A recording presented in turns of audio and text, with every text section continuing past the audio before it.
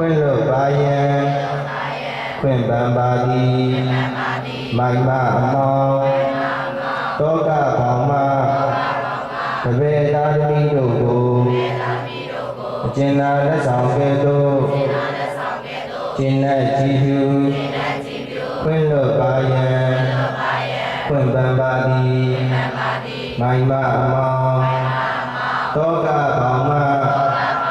တပည့်သားသမီးတို့ကိုအကျဉ်းသာလက်ဆောင်ကဲ့သို့ကျင့်တဲ့ကြည်ဖြူခွင့်လွတ်ပါယံခွင့်ပန်ပါသည်အနန္တခိုင်ဝင်ကျေးဇူးရှင်ဆရာကြီးဆရာမကြီးတို့ခင်ဗျာ